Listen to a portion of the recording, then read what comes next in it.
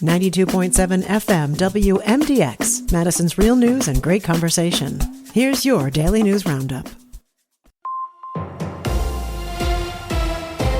With Civic Media News, I'm Terry Miller.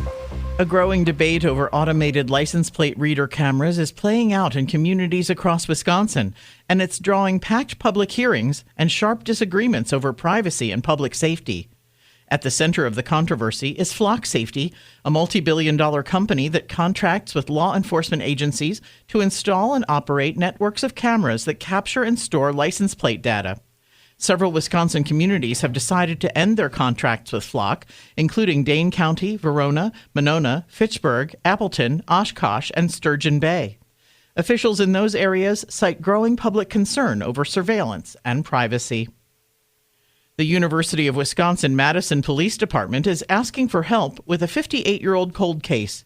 The agency sent out a call for assistance with the murder of Christine Rothschild back in 1968.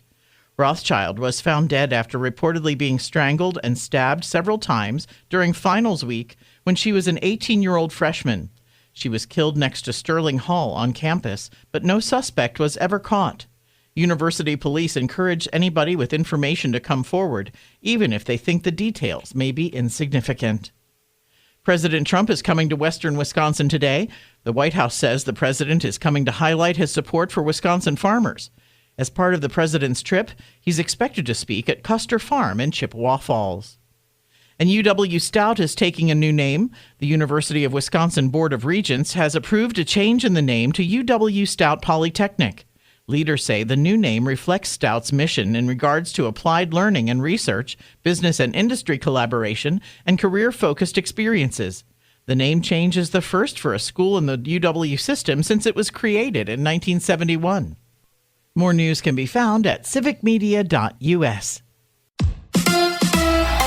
It's the Brewers and the Rockies. Hi, I'm Mike Clemens with sports. Baseball tonight in Denver as the Brewers play the Rockies. The Crew coming off a 12-9 loss at home to the Giants. And they lost two of their relief pitchers. D.L. Hall with a sore shoulder that flared up. Grant Anderson hit in the forearm by a baseball. And another half dozen more on the IL. Pat Murphy. Priester, Woodruff, and Henderson.